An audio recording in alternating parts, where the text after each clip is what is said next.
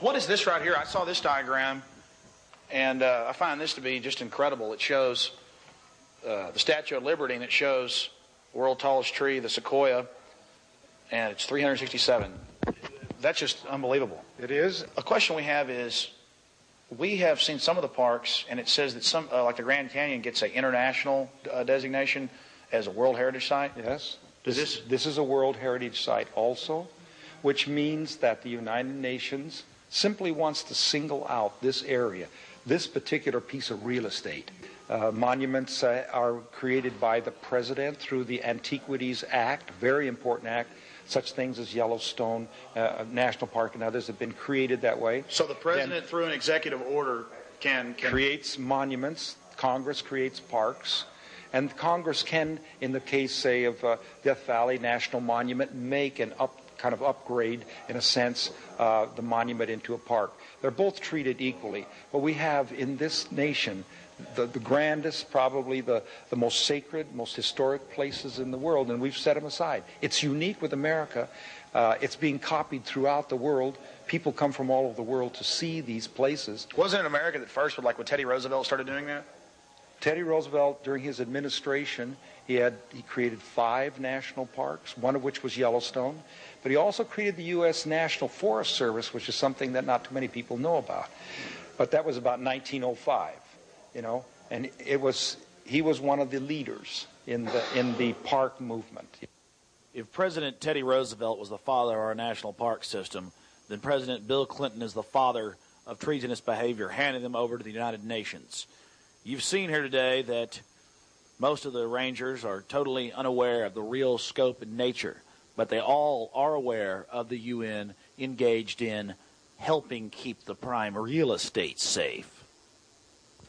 I'm standing at the base of a 304-foot tree. We're told that some of these trees get over 367 feet tall and live to over 2,000 years. This is a prehistoric forest, a remnant of a forest that stretched over half the United States. It's very important to keep this pristine and under United States control, not under United Nations control, as the precedent is starting to be set. We're now leaving Northern California and entering into the Pacific Northwest. We'll then travel through the mountain states, all the way through to Oklahoma City and revisit that tragedy. Then we'll wind up in the University of Texas in Austin, Texas, to show you our youth being indoctrinated.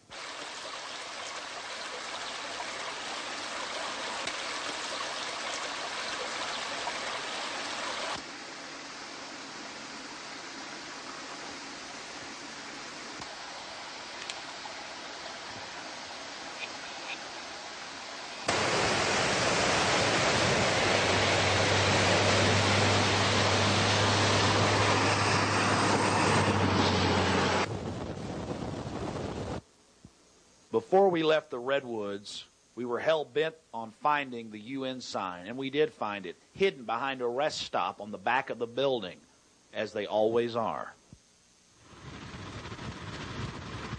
Hold on.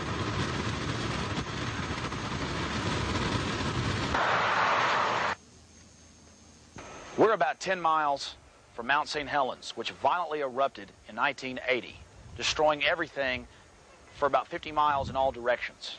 Now, only 17 years later, the rejuvenation of the incredibly resilient Earth is apparent. Contrary to what the radical environmentalists would have you believe, the Earth is very, very resilient and able to take incredible shocks because the world was formed in fire and destruction. Now, that's not saying that we like what happened here, but certainly we shouldn't let them panic us into giving up our property rights in the name that secretly that will make the world be a safe place. We're going to show you some shots all around this area of beautiful trees that have already grown up to 20, 30 feet tall since the violent eruption in 1980. Look at this. We're only like 11 miles now from the crater itself. One of the biggest volcanic explosions in U.S. history, or the biggest. And I mean, it's ridiculous. The trees are growing. These are little short trees. There's like some 50-foot trees and 30-foot trees down here that have grown. Absolutely hypocritical. Real environmentalism is caring about pesticides being used on your food and things. Not, oh yes, let Carol Browner tax you to drive your car. That's just so bureaucrats can have more jobs. Look at this. We're only like 11 miles outside from the actual blast point of the crater. All this was leveled when it went off in 1980. And look at it now. The resilient Earth. When are we going to start letting them not panic us and get us into a mode of fear, giving up all our rights so the grass will grow? It's the most primitive witch doctor behavior I've ever seen in my life. I just hope the camera can catch this, how the park has come back. You know, it's really, really good to see all the industry and the nice little schools and the happy people living around Mount St. Helens. It's good to see people that have the right outlook on life, in my opinion, that aren't afraid, that are willing to take risks, that have that pioneer wildcat spirit, that don't let the government turn them into little shaking in their boots city people. And by that, I'm not talking people that live in cities. I live in cities, but they want us all to be these cookie-cutter people that are afraid and listen to what they say and think the Earth's fixing to die and all the rest of these lies. I mean, this is just a beautiful area around here. It's come back so fast, and it just totally debunks the lies that the establishment tries to push on us. Humans need challenges. Humans need hardship, and I'm not calling for hardship, but I'm saying that a metastasized, weak, manila envelope life with $300 in welfare a month and crime in the streets and a big police state with a bunch of know-it-all professors organizing and running the whole thing is a nightmare to me. And I think if they really look out in the world and get out of their little shells and look to middle America and people that really work for a living, there is the wisdom. There is the wisdom. And I'm just tired of their fear-mongering. I want it to stop. I want a new attitude in America. I want people to start fighting back against the corruption. Look at this. We're like 15, 20 miles away from the central eruption point of Mount St. Helens, and people are not running from this. They're living here. They're making livings. And it's just, I'm glad they're doing it. I'm glad they're not letting themselves be cowed into fear by the government and its cronies in the media. Now, this park, Olympic National Forest and National Park, is designated. All the beautiful mountains, the rivers, the lakes, everything is all designated UN Biosphere World Heritage Site, and they have to take a bunch of the rules and regulations from the United Nations. But there is no posting.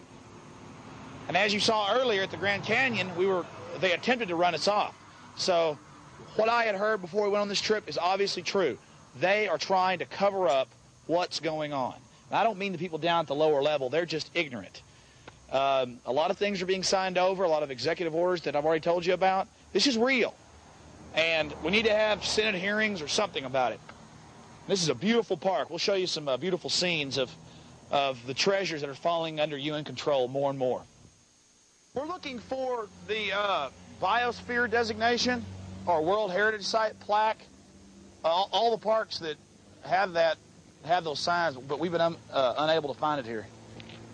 Do you have any idea where those are? I don't know what you're talking about. Well, what's the camera for? Oh, we're just American citizens out filming. Okay. Biosphere. For the Olympic National Park. Yes, sir. I'm with the U.S. Forest Service. Yeah. Well, that's still Bruce Babbitt, isn't it? He's the Department of Interior. Yeah. Forest Service is the Department of Agriculture. Yes. Well, we're just curious. We do share an office. What did you want to know for? Is it okay to know? Is it on our information? Got any information on it? On the information? No, but they have them everywhere. They took down the UN signs at a couple parks. Yeah. Mammoth Cave, they took them down. People didn't like the baby blue UN signs too much. Mm-hmm. We're just trying to find just the plaques. We're going all over the country categorizing the plaques and actually proving to people. I'm sorry, I can't help you. Listen, I really appreciate your help. Okay. It's no surprise to me that the people at the parks acted like we were two-headed demons. I talked to Bruce Babbitt's office, and they have been under a lot of heat, and so I'm sure they've told all their people to watch out for people like us. Now we're going to turn back east and go ahead and finish up the second half of our trip. We saw Americans across the nation just trying to enjoy themselves and be left alone. To the establishment, we have this to say to you.